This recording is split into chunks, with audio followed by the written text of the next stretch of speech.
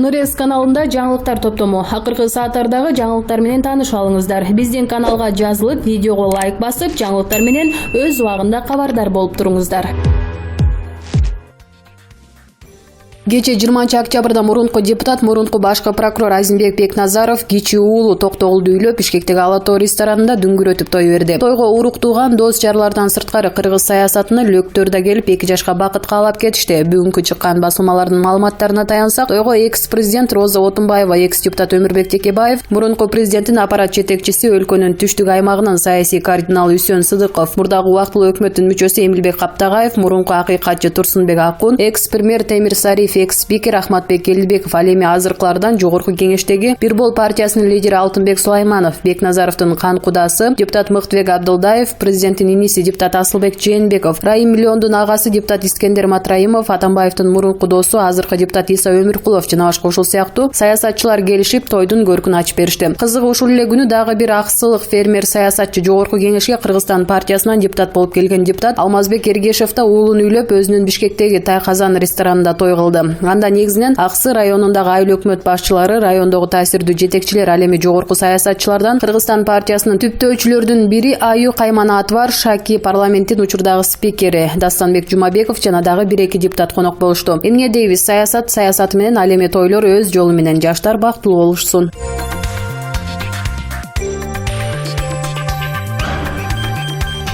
Премьер-министр Мухаммедкалай Абылгазиев электр кыймылдаткычы бар транспорттарды өлкө аймагына жайылтуу жана 2019-2020 жылдарга карата Кыргызстанда аларды кубаттоо инфраструктурасын түзүү маселеси боюнча кеңешме өткөрдү. Бул тууралуу өкмөттүн маалымат кызматы билдирди. Өкмөт башчынын тиешелүү буйругуна жакында эле кол коюлган. Айтылып жаткан документ электр кыймылдаткычы бар транспорт каражаттарынын ээлери үчүн экономикалык жана социалдык жактан пайдалуу шарттарды сунуштайт. Өкмөт башчы дүйнөдө электромобилди колдоону күн санап өсүп жатканын, Кыргызстанда дагы бул багыт жашыл экономиканын бир артыкчылыктуу багыты катары каралышы керектигин белгиледи. Экологиялык жактан таза транспортко өтүүнүн негизги жана артыкчылыктуу себеби бул айлана чөйрөгө чыккан зыяндуу заттарды кыйла азайтуу, экологияга кам көрүү болуп эсептелет. Статистикалык маалыматтар боюнча кадимки күйүүчү май менен жүргөн транспорт электромобилге салыштырмалуу орто эсеп менен 13 эсе көп көмүртек жана башка газдарды чыгарат, деди Абылгазиев. Премьер мамлекеттик органдар жарандарга үлгү көрсөтүшү керектигин баса белгилеп, бюджеттен кошумча каражат бөлбөй эле мамлекеттик органдардын автопаркын электромобилдерге өткөрүү программасын иштеп чыгууну тапшырды. Өкмөт башчынын тапшырмасы боюнча күйүүчү майлоочу материалдарды сатып алууга, автопаркты оңдоого жана аны камсыздоого багытталган башка беренелер үчүн бюджеттен кеткен чыгымдарга талдоо жүргүзүлөт. Электромобилдердин батареяларын кубаттоо үчүн электр энергиясына 1 сом 59 тыйын өлчөмүндө атайын баа бекитилет. Абылгазиев салык кодексине өзгөртүүлөрдү демилгелөөнү жана электромобилдер үчүн кошумча нарк салыгын төлөөгө мораторий киргизүүнү тапшырды. Мындан тышкары транспорттун бул түрү унаа салыгынан жана комплекстик бөлүктөр жана кубаттоо инфраструктурасы үчүн кошумча нарк салыгынан бошотулмакчы. Ал ошондой эле бул жаатта лизингдик программаларды ишке ашыруу керектигин белгиледи. Маалымат үчүн мамлекеттик каттоо кызматынын маалыматына ылайык 2017 жылы республикада 1.173.000 транспорттук каражат катталган, анын 94,6%-нын чыгарылганына 10 жыл же андан ашык убакыт өткөн. Бул статистика өлкөнүн автопаркынын эскирип бара жатканын көрсөтүп турат. Bloomberg New Energy Finance уюмунун эксперттик баалоолоруна караганда 2025 жылы электромобилдерди сатуу 11 миллион данага жетет жана 2030 жылы 30 миллион данадан ашат. Электромобилдерди чыгаруу жана сатуу темпинин мындай өсүшү технологиялык чечимдерге жана батареялардын баасынын арзандашына жараша болот.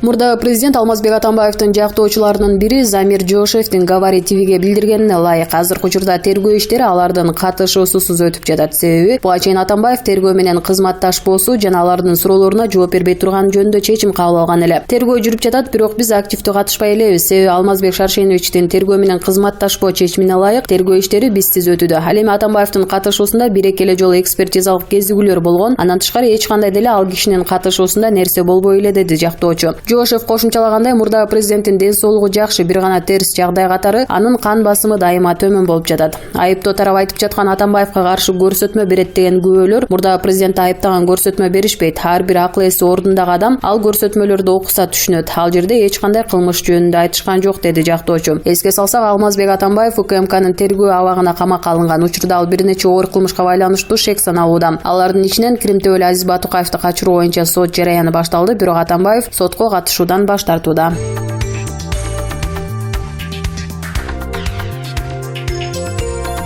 Ислам дининде Кудайдан башка Кудай жок дейт. Мен Кудаймын деп өзүн коомчулукка тааныштырып, социалдык тармакта катуу талкуу жараткан. Ал тургай жогорку кеңешти чоочуткан Арстан Алайды эми кыргыз эли жалпы угушу керек. Анын айткандарына сареп салып көрөлү. Атамбаев Теңири жараткан улуу адам, ошондуктан ал эч качан камалбайт. Азиз Батукаевди качырган кылмыш иштери боюнча Атамбаев камакта отурат. Кой Ташта козголгон кылмыш иштери боюнча анын мойнуна дагы кылмыш иштери жүктөлүшү мүмкүн. Кыргыздардын мамлекет башына жашы 40-тарда өңү байыркы кыргыздардай сары жигит келет. Сапар Исаков да айтып жатса керек. Ал мамлекет башына эмес, өкмөт башына 8 айга жетпеген премьер болду. Учурда ТЭЦ кылмыш иштери боюнча жооп берип жатат. Мамлекет башына жашы 60тагы адам келген. Жаз келди, мындан ары күн жылы чөбүңөрдү сата берсеңер болот. Аны уккан кээ бир дөпай кыргыздар арткан үрткөн чөп жарын болбогон акчаларга сатып жиберишип дым отуруп калышат. Эсепчини жут алат болуп, жаз келер менен катал суук башталып, кыргыз элинде болуп көрбөгөн жут башталат. Арстан Алайдын сөзүн чын көрүп, чөп жарын сатып ийгендер мал салын бүт кырып, аны каргап иштеп жатып калышат. Чөп жардын наркы өсүп, күн жылганда арзыбаган акчага түшүп калган чөптүн баасы асмандап кетет. Мамлекет көмөк көрсөтүп, чүйдөн Казакстандан чөп тартышып, тоолуу аймактардан кээ бир малдарды эптеп сактап калат. Эл ага зима не будет деп жалганчылык үчүн какшыгат беришет. Деги эле көз ачык экстрасенс Арстан Алайдын көктү карап айткан сөздөрүнүн көбү жалган чыгат. Анда эмнеге ал дардаңдап айтып болуп алган? Арстан Алайдын айткандарын укпагандар кырсыкка учурашып толугу менен мүмкүн. Асман менен арбашып, адамдарга өзүн Кудаймын деп тааныштырган Арстан Алай берилген айрым суроолорго түз жооп бере алган жок. Төмөндө аудио тасмадан кызыктуу маекти уга аласыздар. Эске сала кетсек, жогорку кеңештин депутаты Улукбек Осмоновдун Арстан Алайдын чакырык иш-аракеттерине укук коргоо тармагы 1 жылдан бери мыйзам чегинде баа берилбей жатканын билдирди. Азизбек Элдибеков.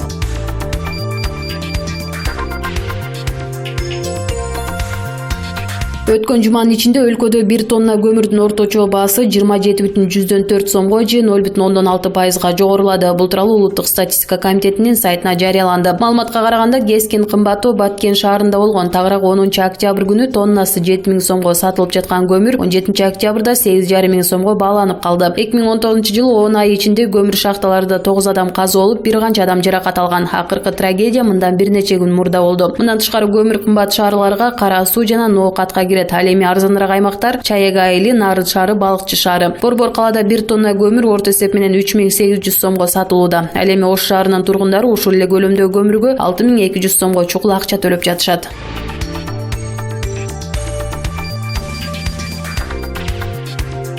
Кыргызстан туризмдин мекени экинчи Швейцария деп убагында оозду көптүргөнбүз. Сөз жок, жаратылыштын сулуулугу, ажайып кооздугун жараткан өзү эле жаратпаса башка эч кимдин колунан келбейт. Бирок сервисти ким куруш керек эле? Ким даараткана эс алуу жайларында тейлөөнүн сапатын жеткиликтүү деңгээлге жеткирүүгө милдеттендирилген, ошого жоопкерчилигин алган. Аны дагы жаратканбы? Негизи биздин жетекчилер Кудай буйруса деген сөздү көп колдонот, бирок буйрбай жатпайбы негедир? Анда Кудай эле отура бербей кыймылдашыбыз керекпи? Фуги ушундай мамлекеттик мекеме ишканаларды кармап эмне отурат? Ичиңге Жакында эл өкүлү Элвира Сурабалдиева ушундай бир мамлекеттик мекеме жайларга барып келиптир. Жогоруда анын текстин толук жана өзгөртүүсүз беребиз. Комитеттин мамлекет национализация кылып алган Золотые Пески, Рохат, Вилором, Витяз пансионаттарынын акыбалын көрүп аябай ачуубуз келди. Мынчалык шалаакылык мамиле кылган жетекчилерден пайдасы эмнеде? 10 жыл мурда дүңгүрөгөн пансионаттарын түүнө жетип, акыры кемирип бүттүк. Салык минус. Биз барсак жергиликтүү тургундар келишип, жумушсуз калгандарын, айлык акысында карыздарын ала албаганын арызданышты. Инвесторду алып келгилечи деген сураныштар болду. Бирок бул пансионаттарды бир нече жылдан бери жыргатпаган мамлекет иштетем деген инвесторго тапшырбаса, киреше күткөн бюджетта жергиликтүү калкта жалдырап бүтөт окшойт. Эмне кылабыз деген суроо ачык турат. Сатууга каршы болгон кезибизде да 10 жылда пансионатты өнүктүрбөгөн өкмөттүн мүлк ишканалары бюджетте да жергиликтүү калкта да жумуш бербегенинен жыргатышпай отурат.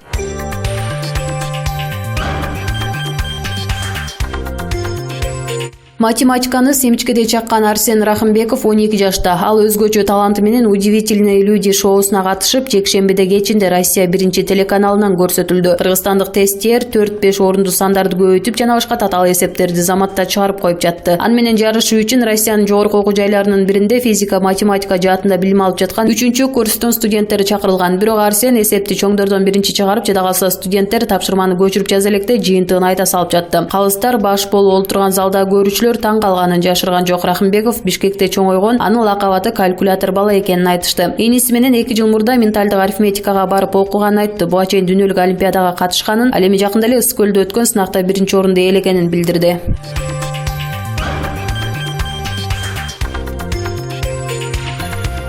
Премьер-министр Мухаммедкалый Абылгазиев өкмөттүн аппарат жетекчисинин орун басары Бакыт Калмуратовду ээлеген кызматынан четтетти. Бул тууралуу өкмөттүн маалымат кызматы билдирди. Абылгазиев териштирүү учурунда Калмуратовдун дарегине айтылган айыптоолор боюнча укук коргоо органдары адилет жана калыс тергөө жүргүзүшү керек деп эсептейт. Эске салсак, бир катар ЖМКлар Бакыт Калмуратов менен Финполдун жетекчисинин орун басары Эмил Жамгырчиев аткезчилик жол менен келген канаттуулардын эти боюнча кылмыш ишин козгобоо үчүн Бишкектик ишкер Эмир Эмилкановдон ири суммадагы акча талап кылганын жазган. Бул тууралуу маалымат быйыл март айында элге тараган. Ошондой эле ЖМКлар УКМКга шилтеме берип, тергөөчүлөр дагы ишкер Эмир Эмилкановдон жок кылына турган товарын кайтарып берүү үчүн $50,000 сурашканын жазган.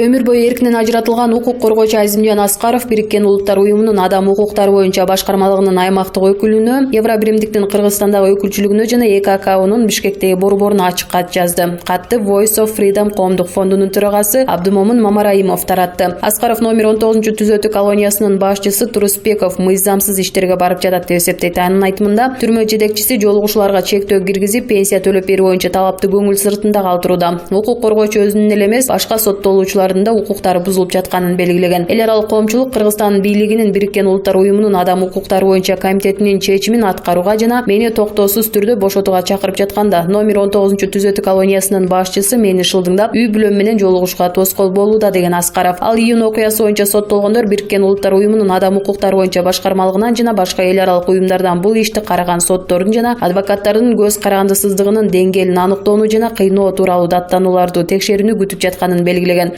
Укук коргоочу Азимжан Аскаров Базар Коргондо 2010-жылда кандуу калабаны уюштурган деген айып менен соттолуп, өмүрүнүн аягына чейин эркинен ажыратылган. Ал азыр Чүйдүн Жаңы Жер айылындагы номер 19-абакта кармалууда. 30-июлда Чүй облустук сотунун коллегиясы Аскаровду абактан бошотуу тууралуу өтүнүштү канааттандыруудан баш тартты. Соттук процесске Британия, Германия, Швейцариянын элчиликтеринен жана Human Rights Watch эл аралык уюмунун, Бириккен Улуттар уюмунун адам укуктары боюнча комитетинин өкүлдөрү көз салды. Мамлекеттик айыптоо өмүрүнүн аягына чейин кесилген адамдын иши кайра каралууга жатпай турганын билдирген.